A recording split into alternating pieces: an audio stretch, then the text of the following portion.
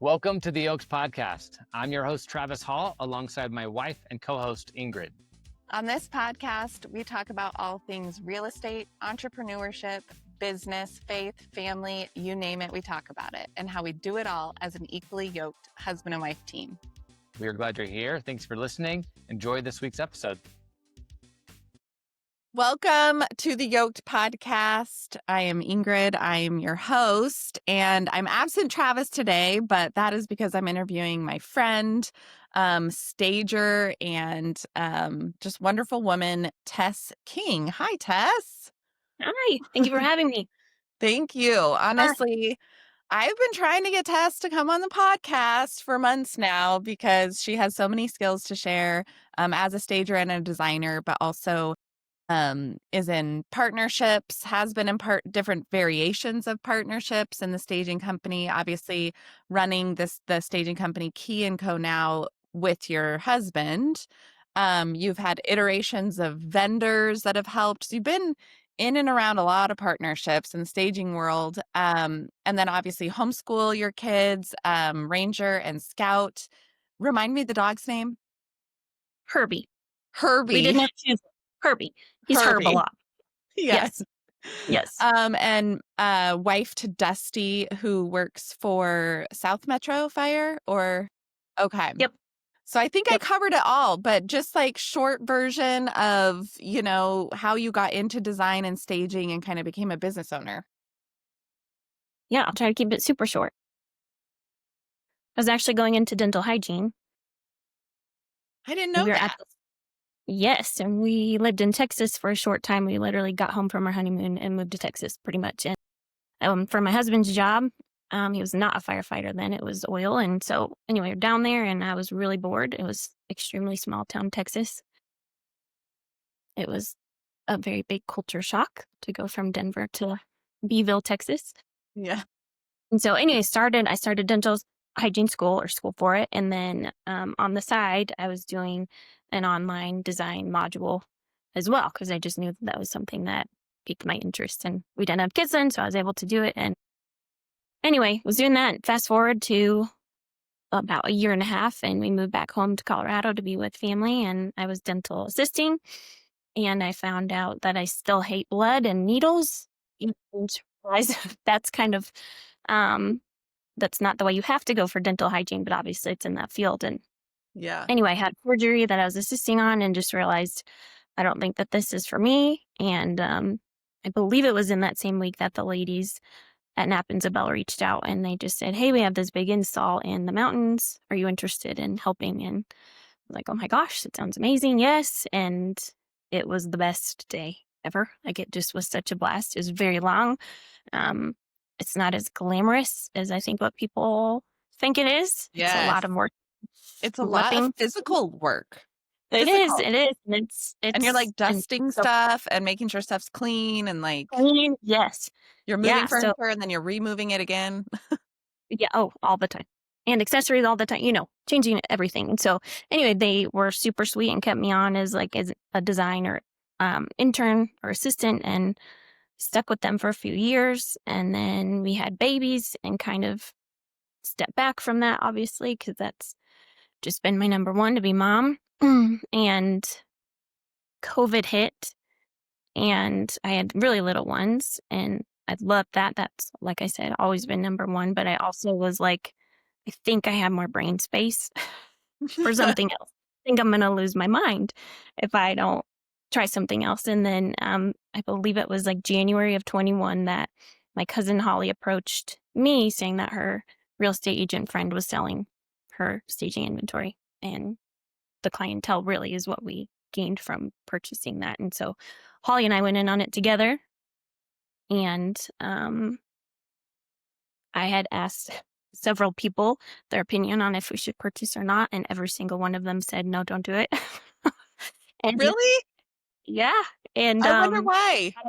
I didn't listen. And I love every one of people still, I don't. Right.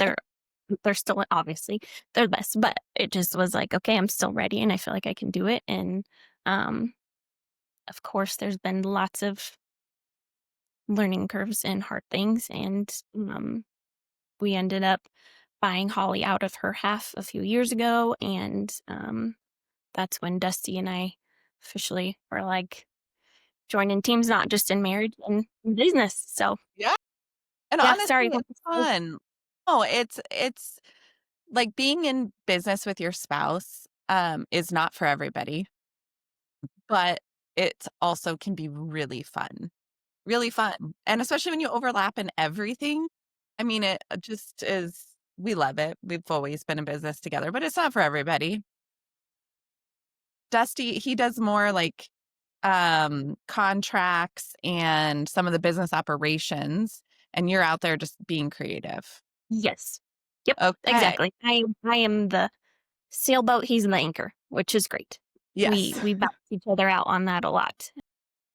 And he has a business and marketing degree, and so having him step in and having his fingers fully in the pie, I think is really what made us move forward, because we were honestly at a point that we were ready to sell. A Remember few that. years. And I was like, Yeah. no, what will I do? Like, just for the audience, so you guys know, like, Tess has staged, I mean, every property I can get Tess to stage, she stages. Doesn't always have availability and inventory. People don't really understand that being in staging is a logistics business. Like, you have to store all your inventory. You have to swap it out for fresh things, but then you also have to get movers and, Yep. And that's the plan hard like part. when you're going to have inventory available for in a market that's really crazy. Like, you've been in the market where things sold in 3 days, and you've been in a market now where things don't sell for 9 months. Yep. Like, how do you Yep. balance that All part of of the it. business? Like, that the logistics side of it. Like, how do you stay sane?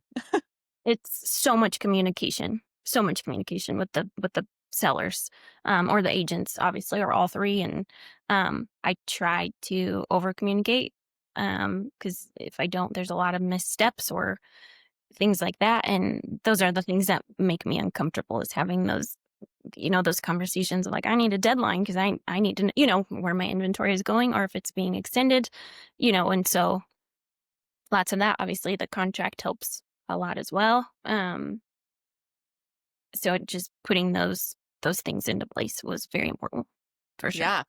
Well, and you've Yeah. switched off moving vendors a bunch too. Like, people don't quite understand that. Like, you have to have movers that are dependable and Yes. available with trucks Yep. and insurance. And And don't have a record, who like just yeah, got out the jail.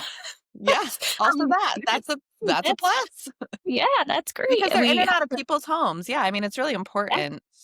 yeah. And Um, then for a long time, I was all by myself, and with the movers and stuff. And so, definitely learned some safety things and to conceal carry through a lot of things. Um, we have recently been able to hire someone, which was amazing, and it's so much better to just have somebody with you for a million reasons, but that's one of them that's awesome as well. Just makes you feel Most safe. people, like, maybe going into staging don't think I should maybe get my concealed carry license. Most women You don't. work in a big city, you I should. love it. Okay, I want to pivot and talk a little bit about design. Obviously, I have a passion for design. It's the reason I like fix and flips. Um, Yes.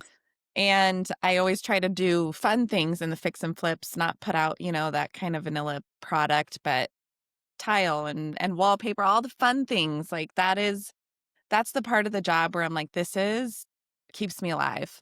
I mean, much like you. So I want to give the audience just like some design stuff. And this is just fun and what you're seeing right now. So when you walk into the home for the first time, what are like the first 3 things you look for when you're deciding how to stage it?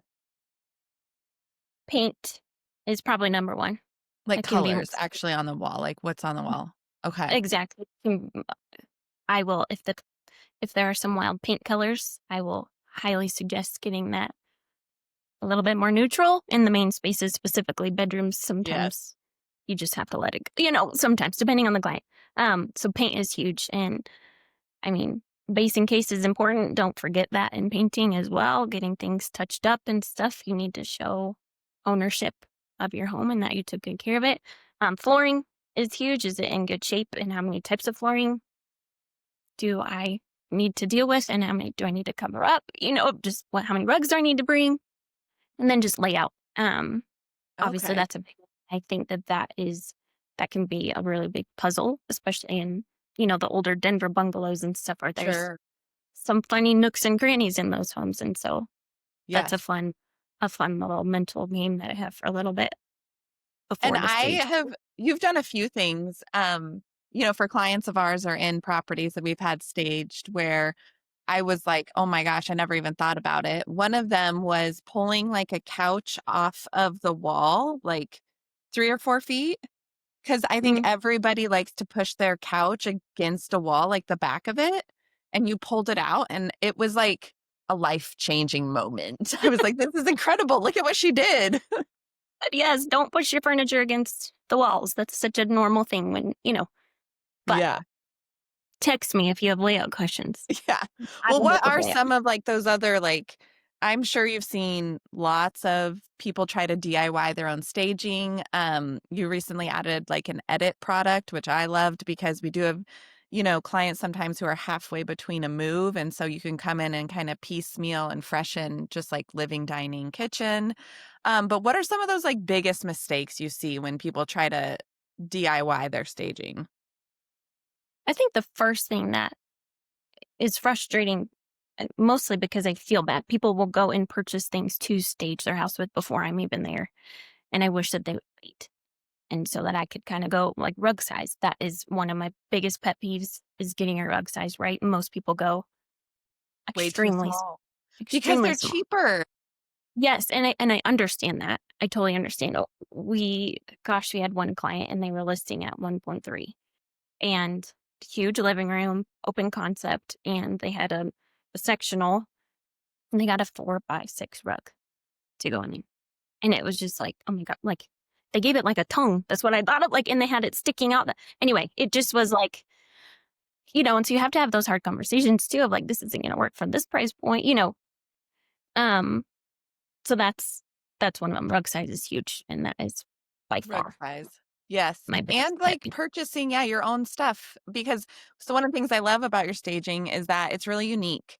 Like you don't see it everywhere. And there's nothing wrong with Target and even Walmart's new line. I'm like, wow, like this is looking good. Like, We okay. have a Walmart out here. So that's where I go to find things. I'm in a small town now.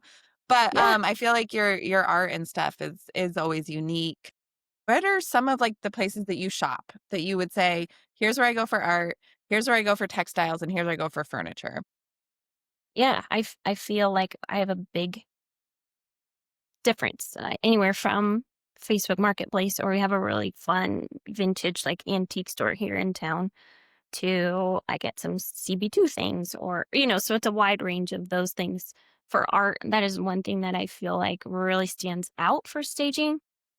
And I've tried and that will always be my mission, a bigger art and just fun, something that's fun. So when you sign on with me, and I know you and I have had these talks, you get some probably funky art, nothing offensive, but I like a little funk.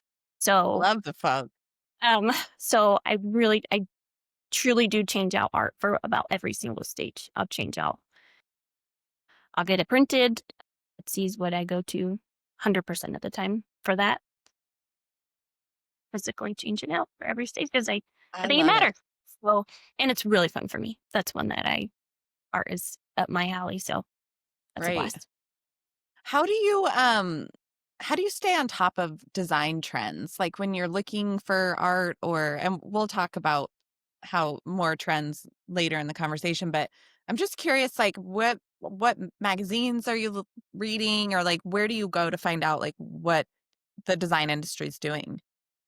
Yeah, I mean, if you look at my Instagram, the people who I follow, it's probably 90% interior designers or architects. I have a few favorites who always go to market. So in I can't remember if it's North or South Carolina, but every spring and fall there's a new market and they launch things for the next season, obviously. And so I keep up with them um, and just what's coming next from those guys. I'd love to get to market someday, but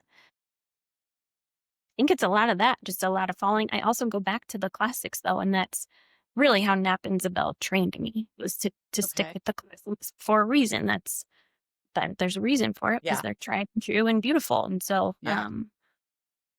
so that's really my main answer. Right. Okay. So design does change across different markets. Travis and I have noticed that after moving out here, I went and toured. I had to like learn how to use this new lockbox that is terribly awful. And it's supposed to pop out the bottom, but you need like Bluetooth Well, and you need two hands. And that then you've sounds got your phone and you're supposed to hold it up to the thing. Anyways, I was like, I got to practice in both markets. There are two different types of lock boxes. So told Travis, gosh. hey, I want to go see new products that are being put out, like not just for flips, so we know what to do, but also see what like the new build market is doing, and like some of the design trends out here. Definitely feel like they are 3 to 4 years behind what's happening in Denver right now. And I know that sometimes like design works its way from like coastal inward. But how do design trends differ across different markets? And does it affect how you stage? A lot of design comes from fashion, believe it or not. Constantly looking at what comes out with that as well. I wouldn't say that it affects me and how I do it personally. I feel like I try to stay on top of what's current while again trying to remain classic. Um, but it is hard when when you have a client who is a little bit more, they might even be our age, but are from Texas and are like, "Ooh, that's too much," where it's like you kind of have to do some convincing or, trust me in it, and they end up loving it. But I wouldn't say that it's that I run into that every day of. I feel like I just try to stay consistent in who I am, and I'll bring some things in, of course, that's Sure. trending or whatever, but I also know when to let it go. Right. I think maybe not all the time. Other people might have. Do you feel though like Denver's like on top of design trends? Funny, yes, but then I talked to, over the years, one of my best friends is in LA for 12 years. And then I talked to her and she'd be like, "You're still doing that?" Like mostly in fashion. But I'm like, "Oh my gosh, we're behind." I don't, and I also just don't care. Sometimes that makes sense. And I don't think that people should care, Holton. It's gotta be something Right? and that just sits right with your heart and your style. So I love that. Okay, so what trends are you personally done with or do you think will fade in 2026? I feel like I'm gonna ruffle some feathers here. That's fine. I Do it. I feel really over the people who just follow Instagram influencers. Specifically, I feel like in Utah, and they all have just the same style. Like you're like, "Oh, you got that table, you got that," where I can like look at their house and be like, "Okay, I know where you're." But I just am like, there's so many other options to than just following these people who are just, it's very cookie cutter. Obviously, they kind of change it up, but that's what I am currently over, of just people just choosing it based on influencers is what I feel like. One thing that I will forever dislike is an accent wall, a I painted accent. know. I know. I They were just super like, in for a while. We put them in a few flips and buyers loved them, but they're not classic and timeless. no, Like if and you're designing your own house, yeah, it's probably out. yeah, like just commit to the other three walls. I promise it'll be 3 times as good. When you do that, that is one of mine that I think it's kind of in and out, and people change it in different ways. Wallpaper, I feel totally different about. I think that can be really fun. But just with Yeah. painting, it makes me crazy. Yeah. Well, and right now and I've seen this probably over the last year, but the color drenching, where they're doing walls and the baseboard and the ceiling all the same color. I'm like, Yes. oh my gosh, like the stress of like painting my baseboards the same color. I don't know if I could do that. Yeah. I know I'm trying to get Dusty on board for our house, and he's not there yet. But See? Okay, so is hopefully, that an in or out design trend for next I year? think it's in, definitely an in. Yeah. Okay. Even the Yes. even the Sticking around. ceiling? Sticking around. Yep. Yep. All right. All Absolutely. right. Okay, so that's Absolutely. probably something that will dominate 2026. What else? Like furniture, like yeah, materials. What are you gonna see? Like layouts, different trends in layouts for next year. Layouts, I mean, this isn't super new, but everybody wanted the open concept for so long. And I think the last couple years, people are trending back of like actually a quieter room. All right. And obviously COVID brought more homeschooling too, or just needing like your own space. And so I really do think that builders took that to heart as well and started closing some walls. Um, I feel like colors coming back a little bit less neutral. Um, Okay. Pattern is wild, a lot of pattern play, which is really fun. Um, I feel like there's a lot of like older silhouettes that are coming in style, like the French silhouettes and just kind of Okay. bringing a little bit more of the vintage, even like slipcover, not your grandma's slipcover though, like a good version of it. So I think it's fun. I think it's exciting, all the things that are coming, and people are taking more risks than just sticking with the neutral. Yeah. Honestly, Yes. whoever invented the slip color cover, like brilliant. Because you can Yeah. wash it Ooh, and then yeah. switch it out when you don't like it. Yes. Yep. It's smart. Absolutely. Yep. I definitely noticed the layout changes. And in one of our recent projects, and it was in the luxury market, we kept the rooms separate. And I really think it was a wise choice. When you're dealing with smaller square footage, like 1,800 square feet, some of these smaller projects, do you think it's still good to open up that kitchen, dining, living?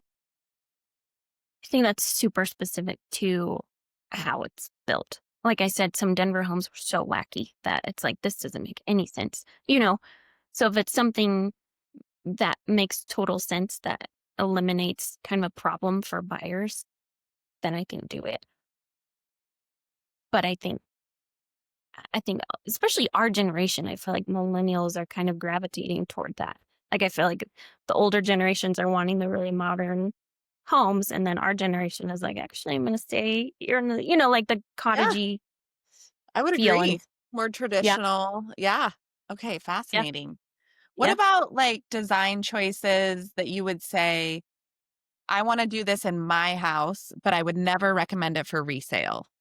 Like, what are I, some of those things? I want to paint my entire living room blue, like a peacock blue, color drench. Dusty's not on board. Um, but You'll that's get what the there. color and You'll using get them, actual Tess. You'll color. get them. I hope so. But yeah, using actual color. Um, Okay. So and you would again, say paint it back neutral when you go to resell because yes, you never know who your buyer is. exactly. I think for you and I, we can walk into a space and be like, oh, paint easy. That's Oh, the yeah. most bang for your buck. It's just it changes everything within hours. But as for people who maybe didn't own their own home growing up or anything. I grew up in fix and flips and stuff too, so we're used to it. But for people who aren't familiar with that, it takes that, you know, away and just makes them a Yeah. little less good. And also when you're buying a home, you don't want to be spending more money once you get in. Like you're already feeling nervous and tight because it's such a big purchase. Yeah, you can And make it so your own. It's easier to like visualize that. Okay, I like that. I want to touch on AI really quick, and then I want to talk switch gears more about like partnerships and obviously being a mom and wife. But how is AI? I mean, virtual staging has been around forever. And when I say forever, I mean probably what, 7 years? Where you could order virtual staging through your photographer, and it was not cheap. Like when it first came out, it was like $40 a photo, which is yeah, crazy. But yeah. obviously now with AI, I mean, you've probably seen it a lot. Are you seeing more people go to virtual staging? I can weigh in on my own opinion on it, but like, what are you seeing in the industry? I personally have not seen it a whole lot. I think it's helping those doing the virtual staging to make it look better. Because I mean, uh, we can look at a photo and be like, I know that's not real.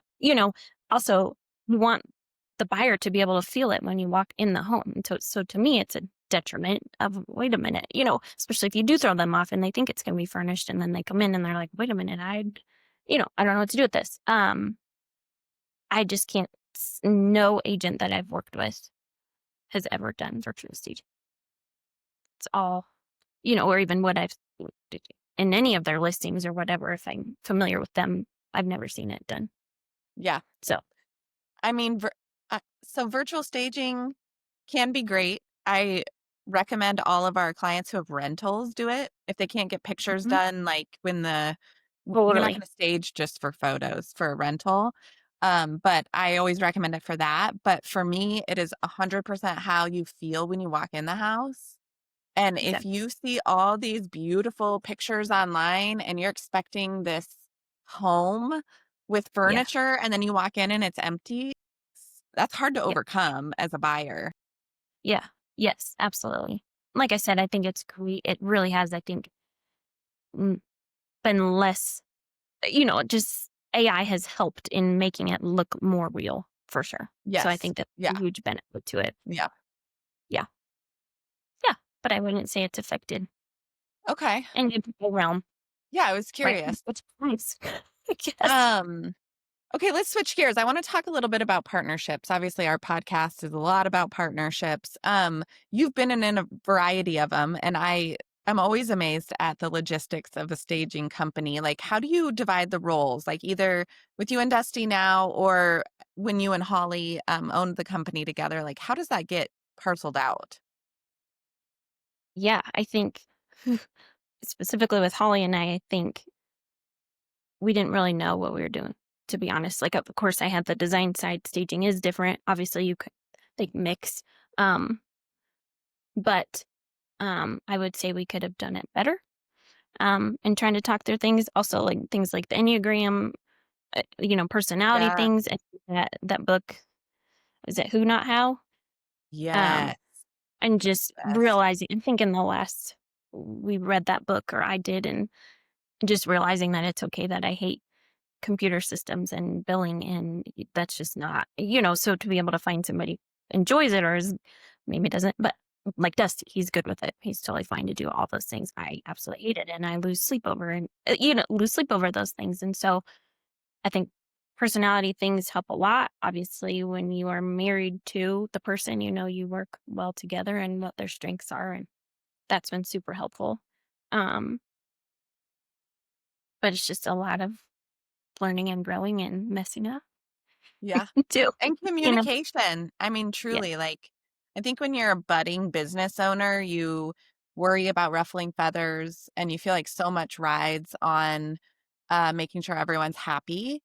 And as you yeah, mature in business, it really is about tackling some of those hard things early when they happen instead of letting resentment build. And I mean, that's absolutely. certainly been our experience with partnerships. Yep. I'm definitely that. I feel like I'm the first to always approach a situation because I don't like living in tension. So I'll be the first to see it's all the time, not because I know how we can be when it's really good. So I don't want that all the time. And so definitely communicating. And like I said, over communicating. And you feel like I've learned that. Yeah. Yeah. And like it's in the staging world specifically, it is different because you're in a partnership with the agent, but you're also in a partnership with the homeowner. And that's not always the same person, and it's different Most, depending on who's paying for your services. Like it can be real yep. mingled. It gets deep. Yep. For sure. For sure. I think, yeah, I feel like I'm in three-way texts all the time when it comes to, which is good, but generally I'd prefer to just stick with the agent if that's possible and just have that one line communication is what I've come down to do more. Streamlined, So, yep. And they might have a better idea of the timeline anyways. yep, yep, What yeah, is one like tension point with you and Dusty? Like what's the one thing that you guys kind of butt heads over in the business? yeah, yeah. Not in your marriage and your parenting. Unless you want to talk about that and talk about all of it. I would actually say that we have less tension points now that he is fully partnered with me than we did before.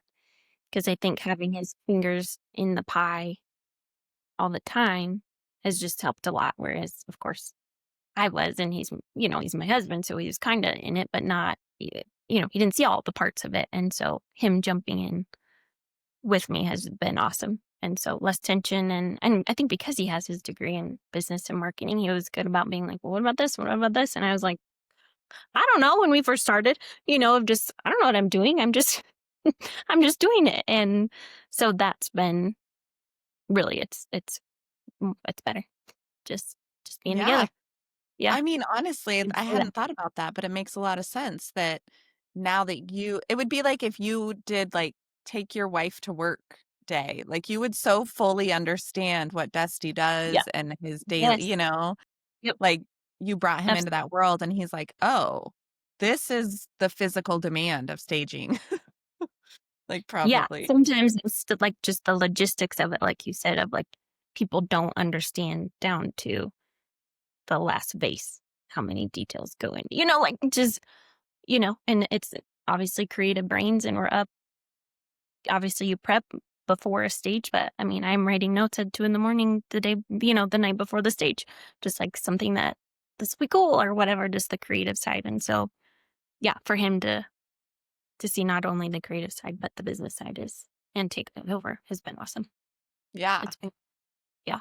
So you're also a working mom. You homeschool the kids, and they're the sweetest kids, and I love it when you bring them on stages. And I remember early on, you tried to keep that separate, and then at some point, you're just like, they got to be with me, and I'm like, bring them, let's go, and they can roll around Yes. on the floor, and I love that. I know personally, like there was one instance a few years ago where I was not hired because I was a mom.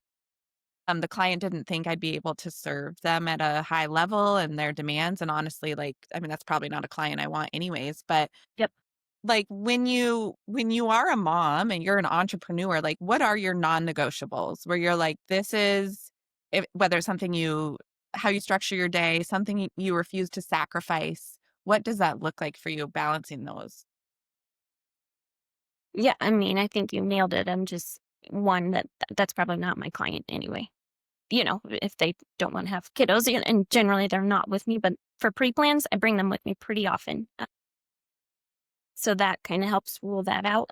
Thankfully, through you guys, through other clients, we've been able to, people just kind of get to know you. And like, I know I have good kids. They're not crazy, and they know They're the not drill going to now. run and jump on your couch. Yes. And they just know the drill because now they've done it 100 times. So that part's great. I think non-negotiables for my day is my morning routine.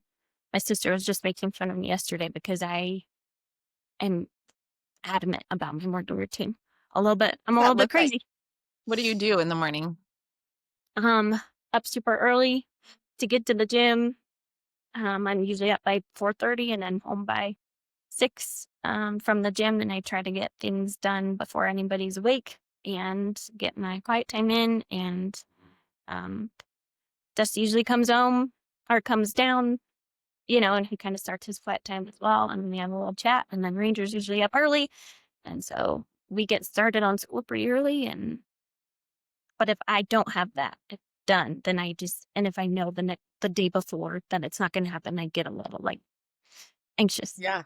'Cause one, the gym is huge. I think I've just learned it's equal parts for my brain as it is for just trying to stay in shape. I need it mentally.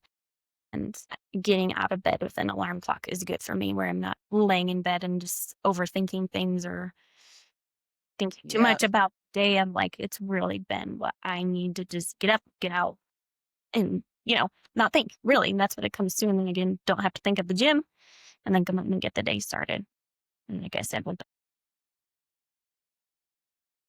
huge part of my day. So that's a non-negotiable as I much love as I that. can. Well, and honestly, what I'm hearing is like it's taking care of yourself, like for all the working moms like listening, like it is taking care of yourself because you can't properly take care of your kids, your husband, your household, your business if you are not well.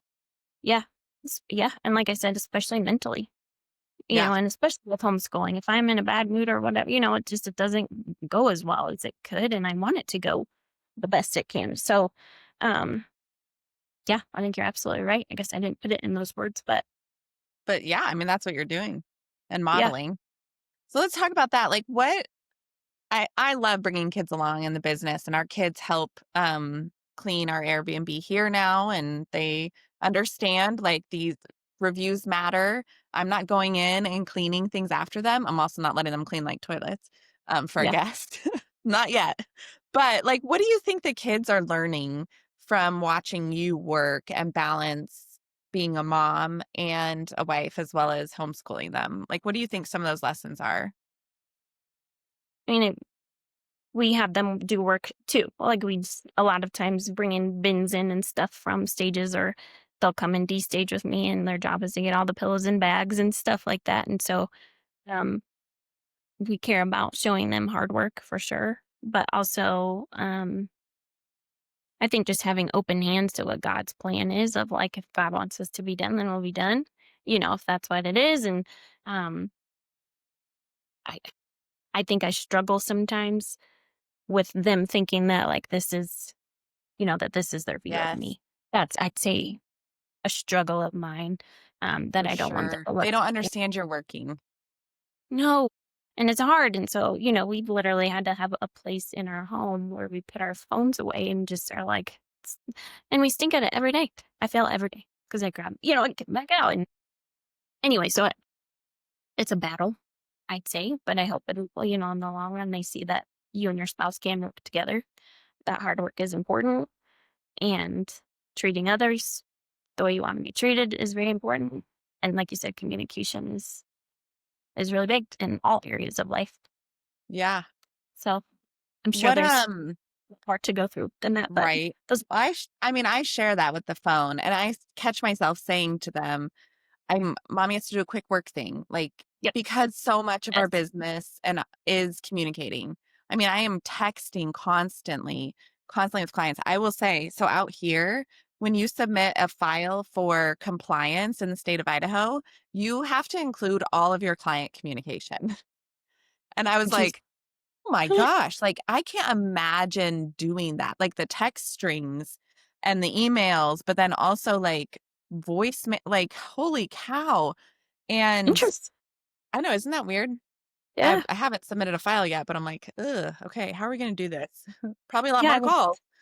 Um, but so much of it is communication that I truly feel the same. I'm like, they think I'm like playing a game, right? Because that's what they get to do on my phone is right. play the motorcycle racing game, that I feel like I'm constantly having to justify like mommy's working. Yep, yep. That's a And it's challenge. just, yeah. And I don't, I just one of those things where it's like, I haven't found what the answer is yet. Besides do Yeah. not turning on do not disturb and putting it away. But yeah, that's a big one for sure. Yeah. Yeah. Well, I want to end with some like rapid fire design hot takes. I did send you these ahead of time. But I think it's fun, just like quick, leave the audience with just a list of things that are like they can take with them and go. Okay. Um, so what is one design trend that needs to die? The accent wall Okay. still needs to. What it still needs to go. Still What's needs. one design trend you'd bet your house on will dominate 2026? Mm, I mean, I feel like color drenching is such a big thing right now, and it's not. It's not going away. Um, Gosh, sorry. I want more of an exciting answer No, for this is this. perfect. There's so many, like, you can take risks in the patterns and the color, like I said, but most people aren't going to be doing that. Okay. And so Yeah, yeah, I feel like that's a lame answer. I'm sorry. I'm going to go with color drenching. great. Yeah, What is the most underrated paint color for resale, or like your favorite paint color Dover for white. resale? Dover white. Dover white. Okay. I don't know if you go like alabaster or something. I love that too. Um, but my recent thing is because we put it in our home too, and I just feel like every lighting situation, it just meshes well with creams It and really whites. does. I know It it's a does. nice warm Pink. white. Yeah, I Yeah. love it. Yeah. Okay. What is the most overrated finish?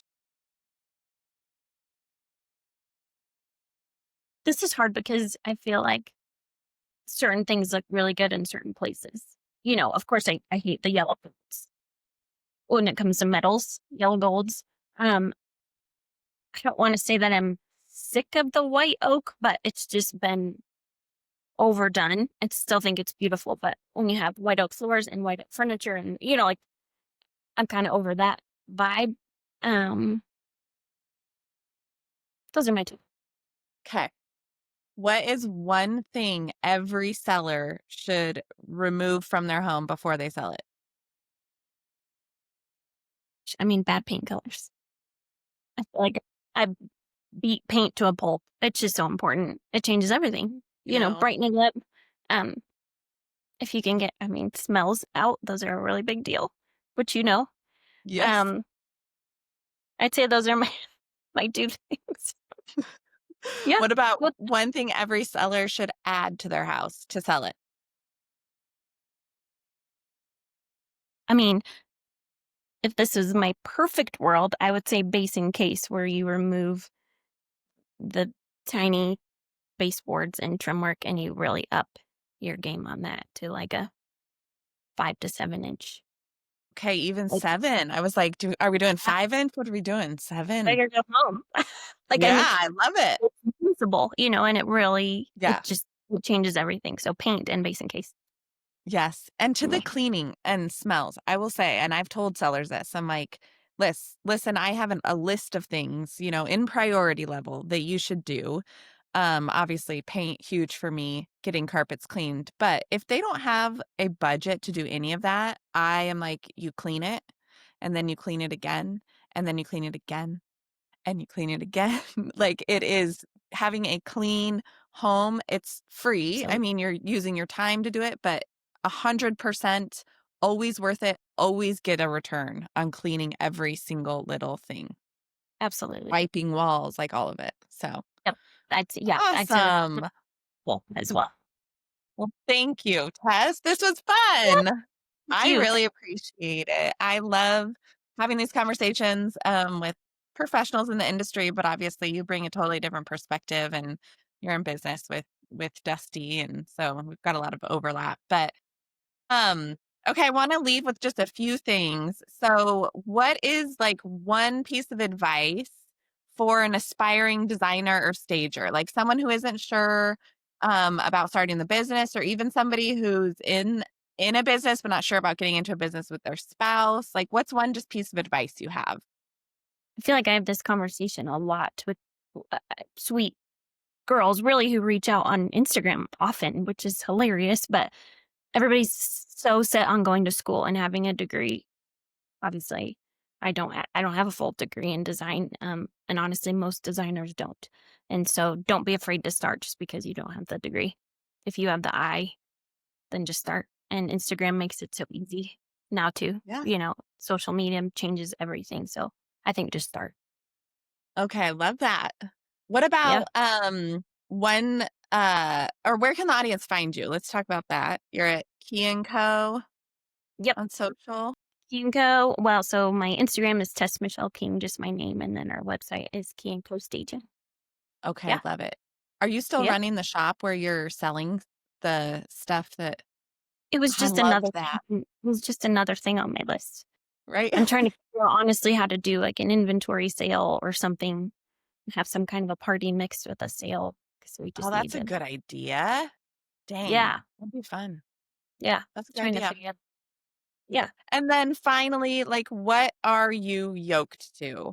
So this is a question we ask all of our guests. It's the Yoked podcast. It could just be one thing right now, where like a book, a process, an idea, but also a person of just like right now in this current moment, like without this thing or person, I couldn't do any part of Hmm. my life. Kind of funny timing because we have a recent pastor that several friends told us about literally on the same day this summer, and his name is Gene Winship. And he talks about finding your identity in Christ, and it's trying to keep it short and sweet, which is hard, Yeah, but you're it's good. extremely personal, like just talking with the Lord on what that is and what your job is on earth. And it's changed our household, honestly, and it's been awesome. And it's opened up conversations with Dusty and I, and in that with other people of just what is my job as Tess Michelle King to do here on earth. And again, this feels so short and condensed highly recommend Jamie Winship and listening, and something that I think Dusty and I both are like, I wish every single person would do this Really? because Okay, I'm gonna go listen to him. please do. Literally. I'll send you some things. It's his, but yeah, he's just awesome. And our kids, they know already. We talk about their identities and how we're excited to find out what theirs is. Anyway, Truly. that's my short and sweet I version love of it. current things. Yeah. Well, thank you so much. Audience, I hope you found this to be educational, helpful for the design stuff, also entertaining and inspiring as a working mom, an entrepreneur, and just grateful for you. So Grateful for you. please drop a note below. Go find Tess on social media and tune in as we drop a new episode each week. Thank you so much for listening to this week's episode of the Yoke Podcast. We hope you enjoyed it. And as always, be sure to like, subscribe, and follow along as we drop a new episode each week.